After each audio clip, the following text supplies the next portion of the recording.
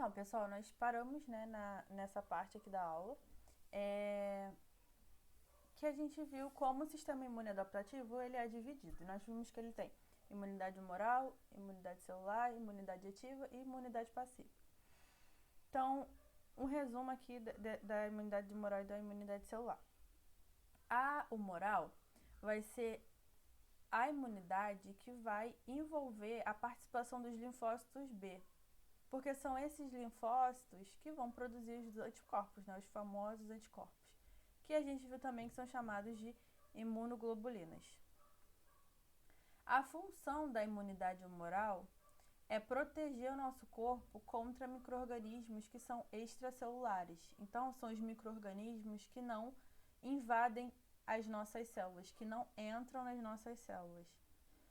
Então, os anticorpos, né, já conversei também com vocês, que eles não são eles que matam, né, o micro-organismo, eles não têm essa função, eles, na verdade, neutralizam.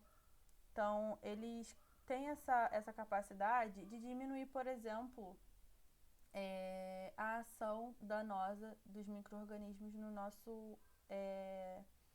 nosso corpo.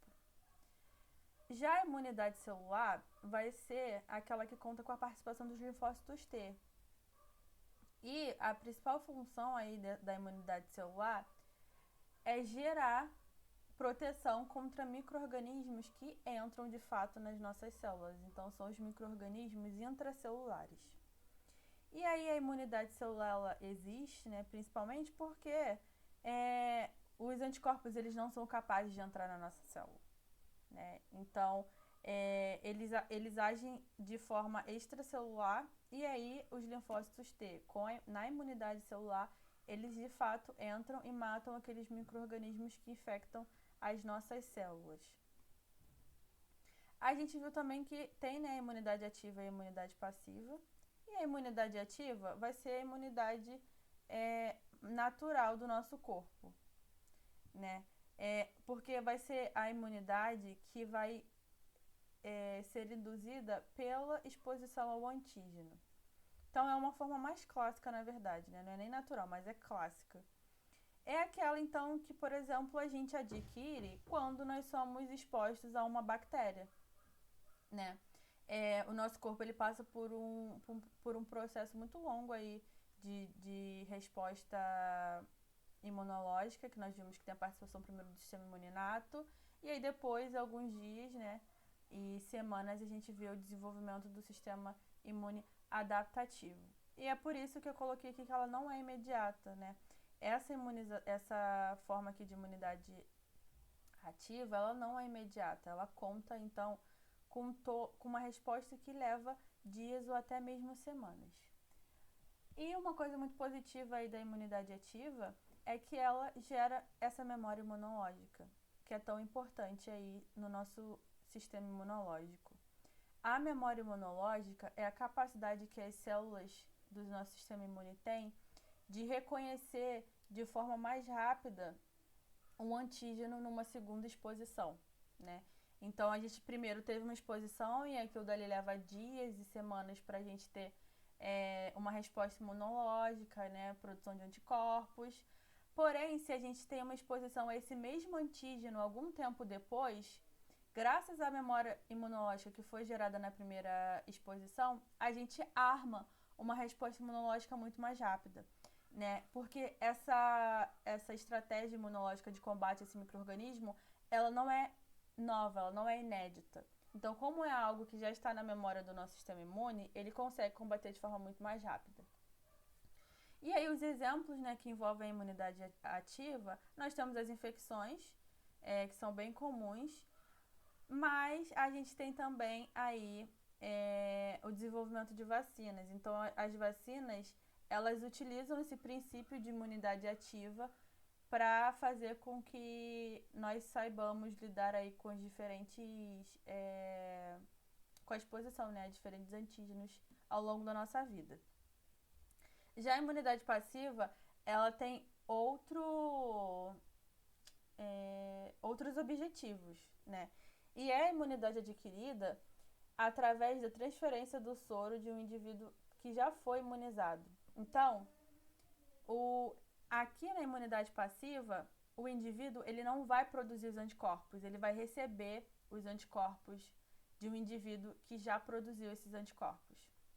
E por isso que ela é imediata, né? Como não tem aí, primeiro, a montagem, né, desse sistema imune inato, depois do adaptativo, né, e é toda aquela produção de anticorpos, ela é muito mais rápida. Porém, ela não gera essa memória imunológica, uma vez que os indivíduos eles já estão recebendo os anticorpos prontos. Então, as células as células B que produzem essa imunidade passiva, a imunidade ativa, perdão, e que produz, né, os anticorpos, ela não vai estar sendo doada. Então, o anticorpo já está prontinho e é transferido aí para o corpo de outra pessoa. Quais são as situações que isso acontece? Em mães que estão amamentando, e aí elas estão com os anticorpos prontos, então a partir do leite, por exemplo, esses anticorpos eles são transferidos. A gente também tem uma transferência placentária, então se a pessoa está carregando um bebê, ela vai conseguir também passar certos anticorpos, então é uma imunidade passiva. O neném, ele não foi exposto àquele antígeno, o que ele está fazendo é receber os anticorpos já prontos desse indivíduo que já foi imunizado previamente.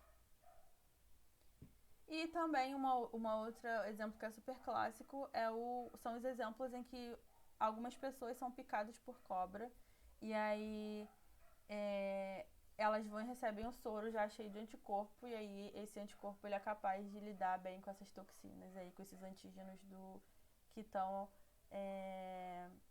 no veneno da cobra. Então a pessoa fica bem em questão de, né, horas aí, porque realmente é imediato, não tem uma resposta imunológica completa.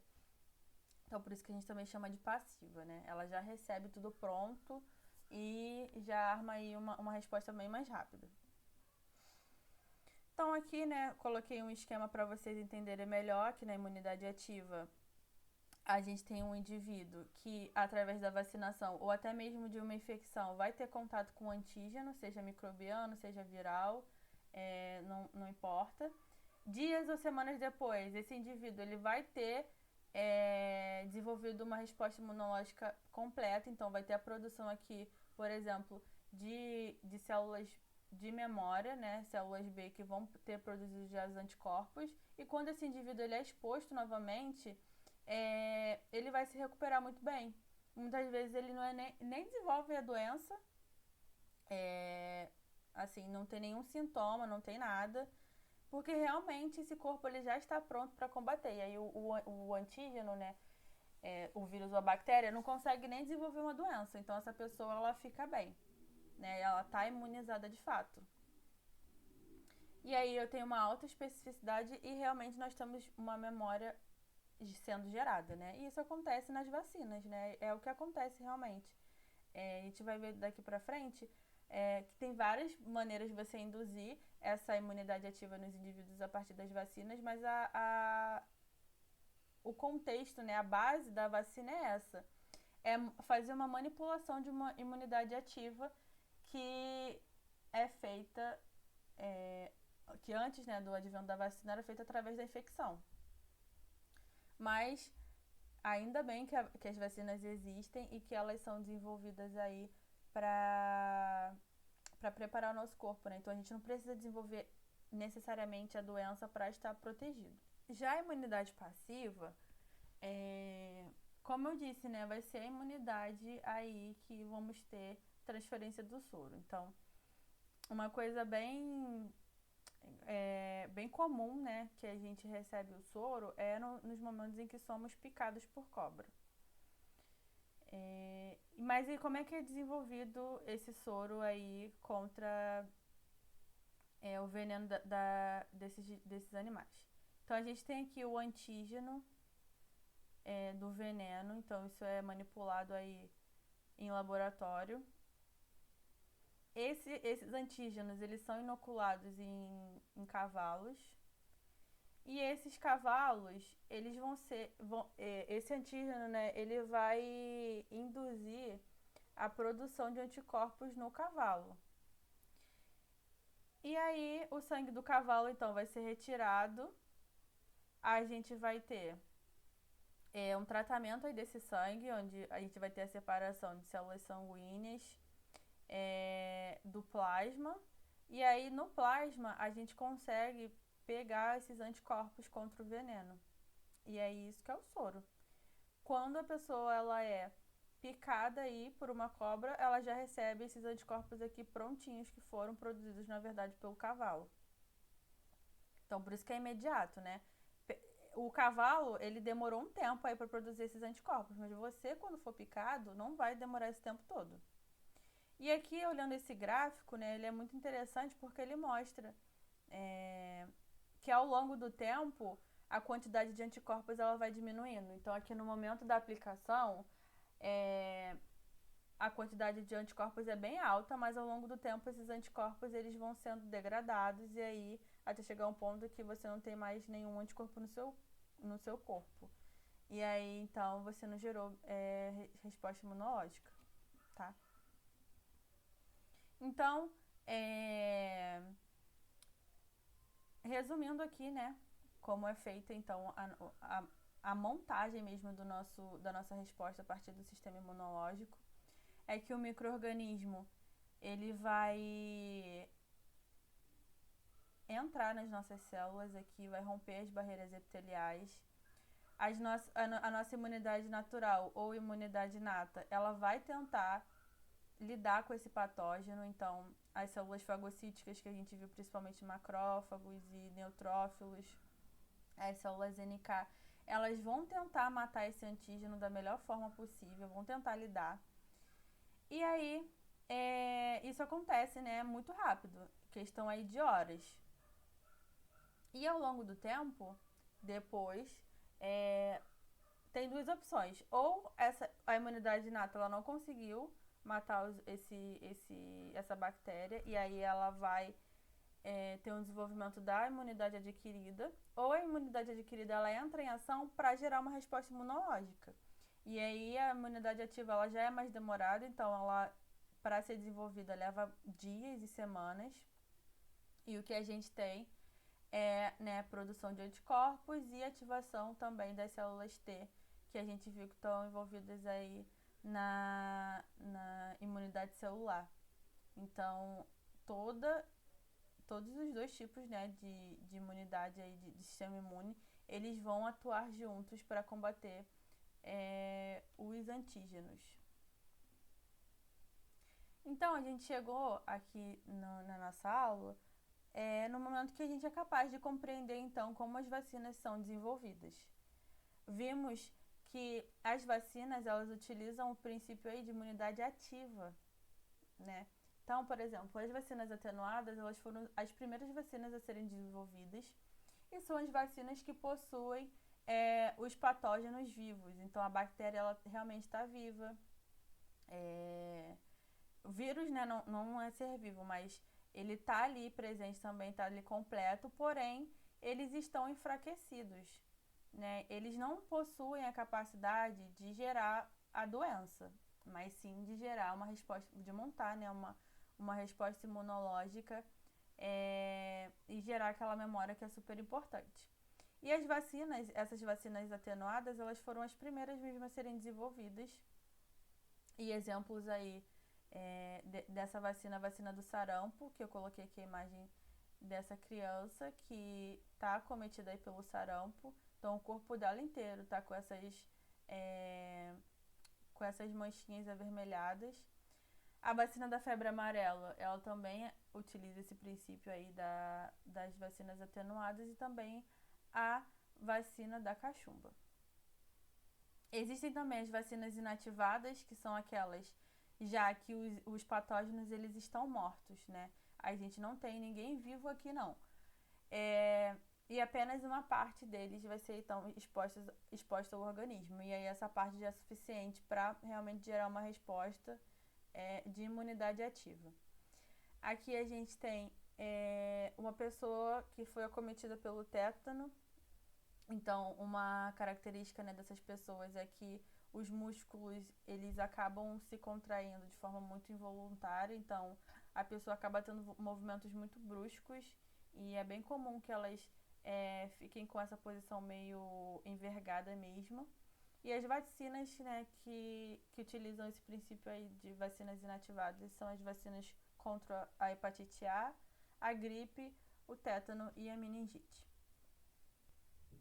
Existem também as vacinas recombinantes, que são vacinas que vão utilizar as técnicas da engenharia genética, né, do DNA recombinante. Então, lembrem que a gente viu isso na aula passada, na aula de engenharia genética. E exemplos aí dessas vacinas são as vacinas da hepatite B e aí da Covid-19, por exemplo, a AstraZeneca, ela utiliza, então, essa estratégia. Então, a gente viu que, por exemplo, o DNA recombinante, ele vai pegar um gene de interesse que está no organismo e vai introduzir no outro organismo para esse gene ele ser capaz, né, de gerar aquela característica que antes aquele indivíduo não tinha. E aqui no caso, para o desenvolvimento da vacina da hepatite B, foi retirado então o gene codificante da proteína HB, que é um antígeno que vai montar a resposta imunológica nos indivíduos. E esse gene, ele foi introduzido então no plasmídio, que é aquele DNA acessório, né, das bactérias. E a partir disso, quando a gente tem a fusão aí desses dois componentes, vemos então o plasmídio recombinante. Esse plasmídio, ele foi então introduzido em leveduras para expressar essa proteína B, né, a partir do momento que essas leveduras, então, elas se multiplicariam. Determinado tempo, né, quando isso aqui está pronto, a gente tem a purificação e extração dessa proteína HB. E aí, a partir disso, essa proteína ela vai ser utilizada para a produção de vacina. E aí, a gente tem a vacina contra a hepatite B. É uma técnica super interessante, principalmente porque a gente viu, né? Utilizar as técnicas do DNA recombinante são muito interessantes porque elas permitem uma produção em larga escala. Então, dessa forma, o que a gente encontra é uma produção em massa e que super beneficia a população, né? Com o desenvolvimento das vacinas que são super importantes. Então, por aqui eu encerro a aula de hoje. Espero que tenham gostado e até a próxima.